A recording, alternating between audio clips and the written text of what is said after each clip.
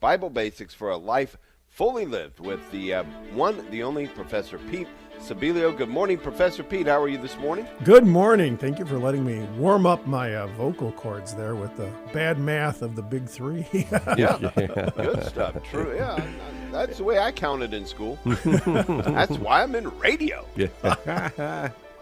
Anyway, I've been getting a few questions about, I asked you never answer my question on Bible Basics, and we do, but we sometimes have, a few specials coming up, like we're going to talk about ashes, and we're going to talk about Lent. And so Connor gave me a great question, but Connor, you got to wait for a couple of weeks. He was talking about the chosen and all that good stuff. And I was saying, Connor, it's funny that in The Chosen, because he wants to watch it for Lent, Jesus does not show up in the very first episode until the very last minute.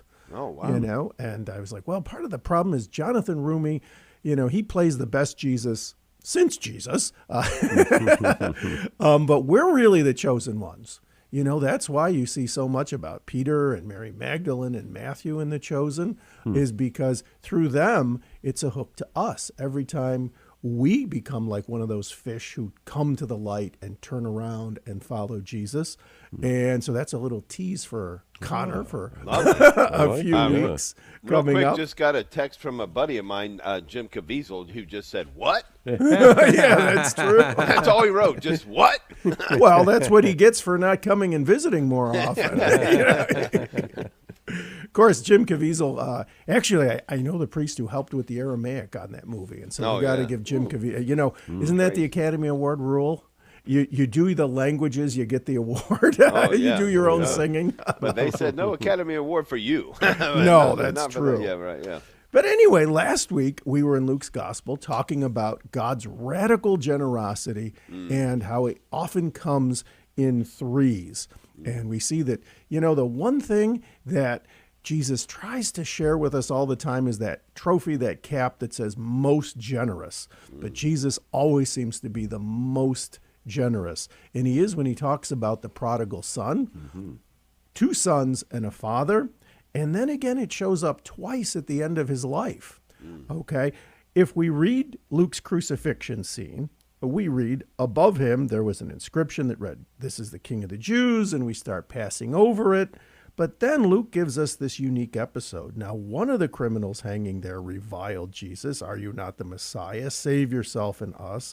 The other rebuked him and said, "Have you no fear of God? You are subject to the same condemnation." And then he looks at Jesus and says, "Remember me when you come into your kingdom."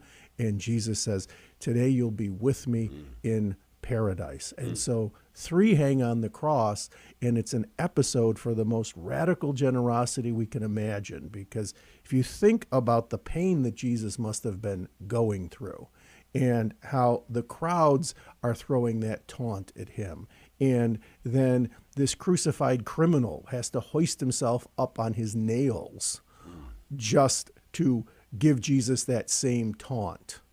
And Jesus, right before this, will look at the whole crowd. And in Luke and in only Luke, say, "Father, forgive them. They know not what they do." And then with nearly his last breath, will look at this other criminal and say, "Today you'll be with me in paradise." Imagine, I always talk to my students. I said, you ever do those dips, where you're kind of working your triceps in the gym, where you kind of bend your arms down on your body weight? Well, they had to do that with the nails in their hands and their wrists just to be able to breathe. And Jesus has to do that just to be able to talk about general and personal forgiveness. Just go through that extra agony just to give really to his last breath.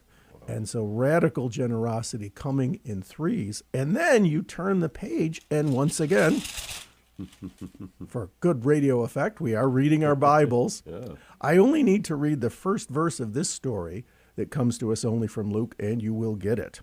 "Now that very day, two were going to a village 7 miles from Jerusalem called Emmaus. And Jesus makes three, but of course they don't recognize him. until the very end of the story. And so Jesus says, so what's going on these days, guys? And Cleophas and his companions say, are you the only person in Jerusalem who has not heard what has happened here? I mean, we might be three, but you're making the two of us look bad.